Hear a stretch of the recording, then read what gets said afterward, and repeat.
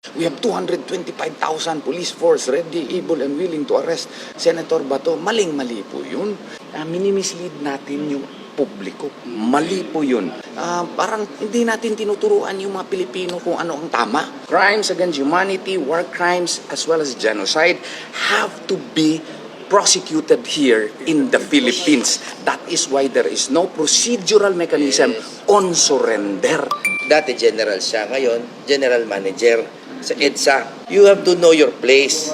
Hindi siya pwedeng sheriff rin. Kasi mamaya, sheriff na si Trillanes, sheriff na rin si Torre, dapat ako sheriff na rin. We should behave like any civilized country, no? Like any constitutional democracy. To be very clear, it is a little before, few minutes before 3 p.m. on this date. What date is it today? May 25. So as of this time, wala pa kasi kaming order. So I don't know when this will be shown. So to be very clear lang, no? We are waiting until we see the order. Attorney, ano yung in-expect natin para sa kaso ni Senator Bato de la Rosa? Anytime now, no, the Supreme Court will reveal or make public the decision or the order rather concerning the TRO that we prayed, and we are eagerly awaiting the same para ma-study namin at makita namin kung ano sa elements ng TRO yung hindi namin siguro na comply. Note na 2 justices na lang talaga kailangan namin kasi 9-6 yung voting. Kung makakumbinsi siguro kami ng 2 pa, maging 8 na, no? So kinakailangan namin itong pag-aralan, and we are eagerly awaiting the downloading of the written opinions of coming from the justices. Kailangan nyo pa Mag-file ng motion for reconsideration. Under the rules, we are given 15 days within which to file our motion for reconsideration. And we are open na doon sa, ang dami kasing nagbibigay sa amin ng mga suggestions, no? Pati sa email ko, pati sa sa mga numbers ko, pati sa mga staff ko. They are all welcome. They are all welcome, and we are welcome to all your suggestions. Yung mga experts po na mga kasama natin, they are welcome to send us an email or message us.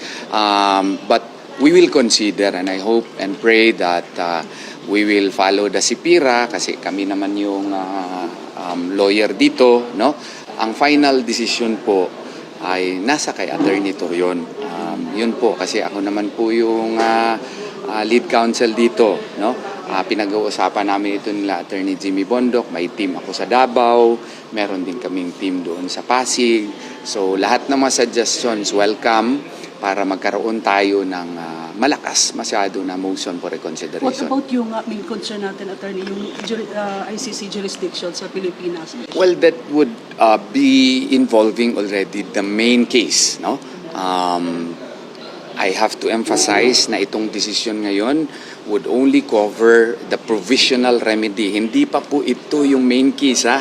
Kaya nga nakakatuwa itong ating gobyerno, sasabihin nila, i-implement na nila ang warrant of arrest. Walang sinabi, 2 beses nga na nga nagpasabi yung Supreme Court. Sa first briefer, wala kang makita doon sa first briefer na actionable na ang warrant of arrest. Basahin niyo uli.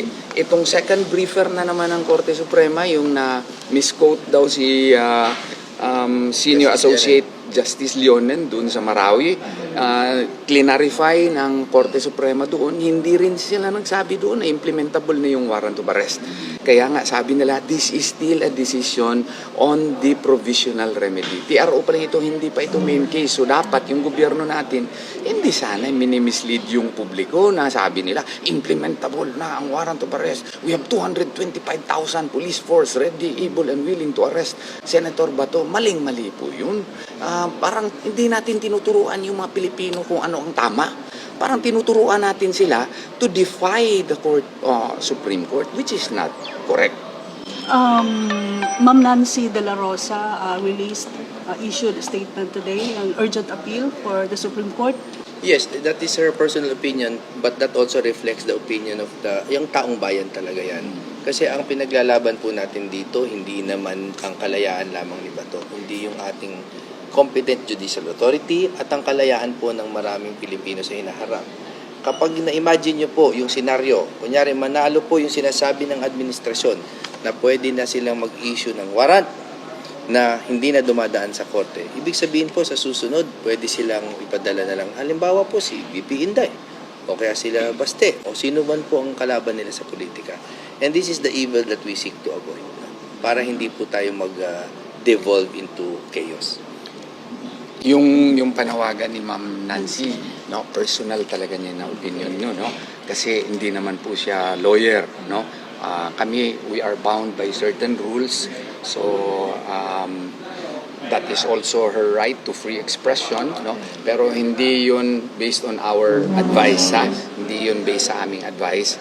Pero gusto niyang ipadama din kung ano yung nasa kanyang heart siguro, kaya nag-post siya ng gano'n. As lawyers of Senator Bato, attorney, for sure, do you have contacts with him? Or We have contacts coordination? with the family, with the children, and the beloved wife. But with Senator Bato, as of the moment, wala po. Tony, bakit pinapalabas nila na fugitive na si Senador Bato de la Rosa? Maling-mali po yun. Kasi mayroon naman yung pinakabagong desisyon, yung Valyacar Transit Incorporated case, no?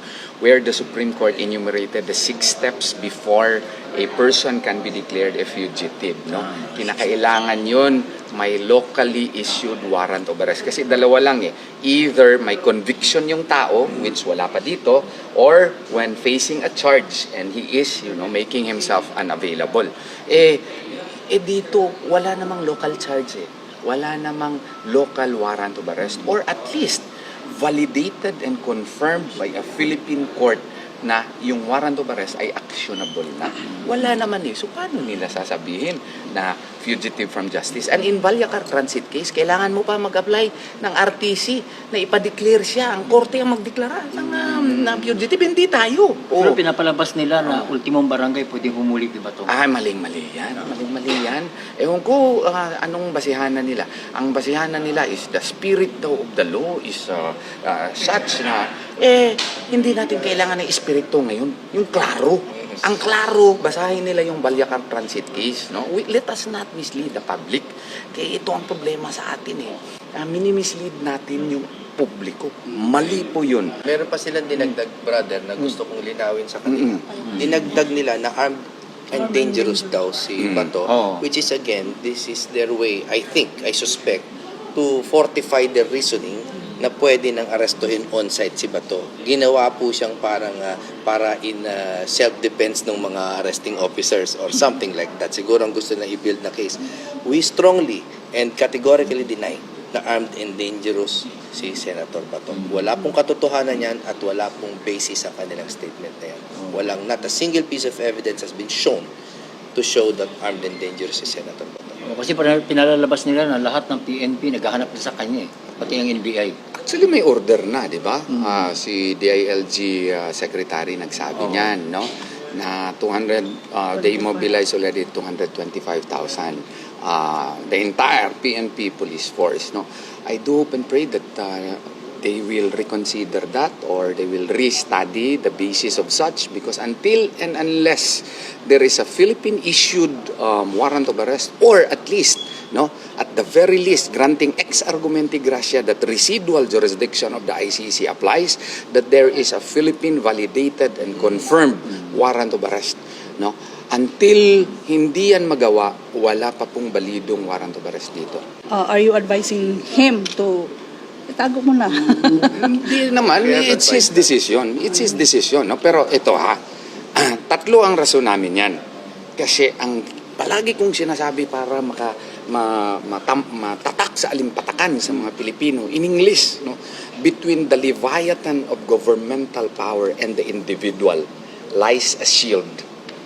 And what is that shield? The Bill of Rights of the 1987 Constitution.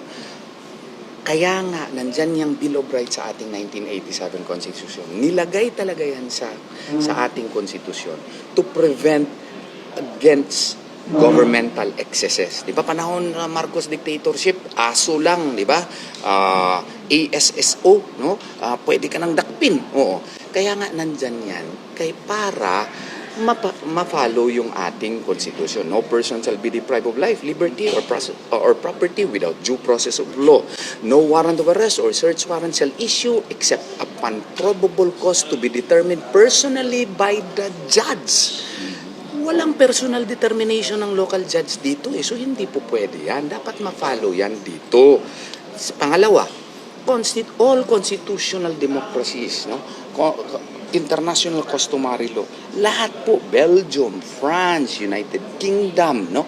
And other members ng ICC, pag may madakop, maski nga foreigner doon sa kanilang lugar, pinapadaan sa kanilang korte. I have always cited example, the El Masri case, Nassim case, Libyan siya, nadakip doon sa Italy. Anong ginawa ng Italian court?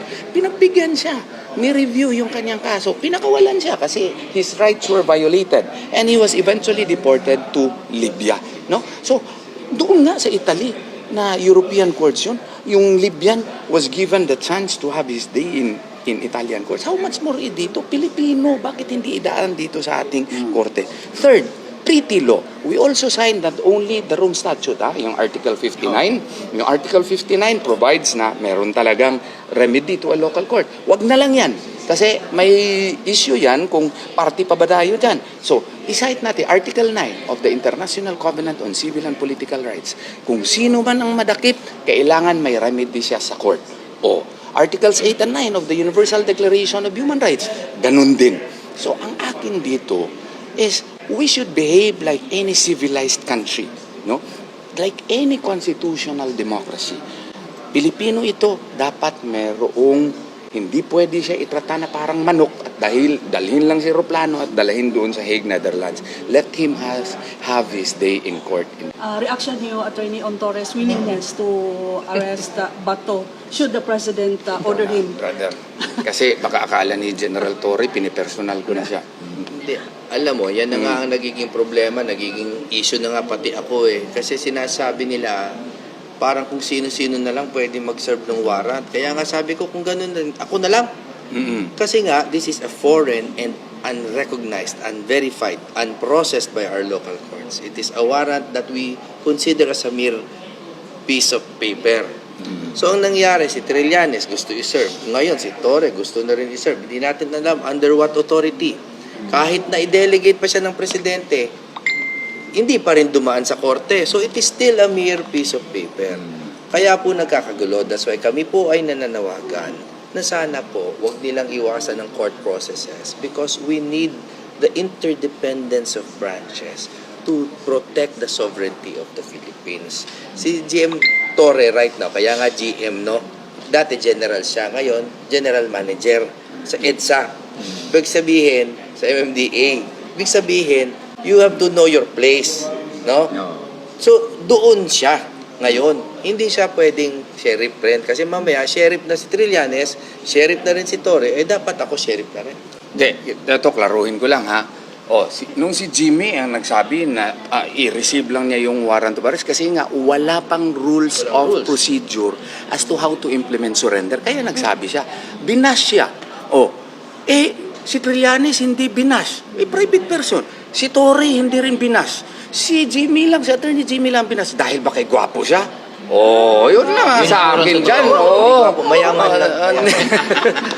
So, si Torre nagpresenta. Private person na lang din siya. Bakit hindi siya binabas ng mainstream media? Pag ini-interview kami, they would like to focus more than 5 minutes on that issue alone. Ay, sabi ko nga, that's a side issue. Why will we focus our time there? And besides, he has legal basis also to say it. Cite a procedural mechanism by which you can say as to how we can implement that warrant of arrest. You check the proceedings of the Republic Act 9851 when the law was crafted in February and March of 2009. You will be shocked to discover that RA 9851 was precisely passed. Why? Because crimes against humanity, war crimes, as well as genocide have to be prosecuted here in the Philippines. That is why there is no procedural mechanism on surrender. Ganon po yun. Tingnan ninyo yung deliberation between Senator Ligarda and Gordon. Nandun yun. there is no procedural mechanism. There has to be another law that has to be passed before the surrender mechanism can be implemented in our country. I do not know why our so-called experts are now mouthing other words. Do not mislead the Filipinos, and I dare say you are engaged in intellectual dishonesty. And this is Dean Torion talking to you. Unless may milagrong mangyayari, baka merong dalawang mag-change of mind. Because in the internal rules of the Supreme Court, a verbal declaration of the judge during an en banc session can still be changed until and after it is signed and transmitted to the clerk of court. So it is still legally possible. And that is why we filed a manifestation informing the Supreme Court of the latest developments, because we cited at least three cases where the Supreme Court, some of the justices changed their position. And the internal rules of the Supreme Court also validate my legal opinion that it can still be changed. To be very clear, it is a little before, few minutes before 3 p.m. on this date. What date is it today? May 25. So as of this time, wala pa kasi kaming order. So I don't know when this will be shown. So to be very clear lang, no? We are waiting until we see the order. Okay? Okay. Daghang salamat Thank you, sa inyong Attorney. tanan, Salamat. ha?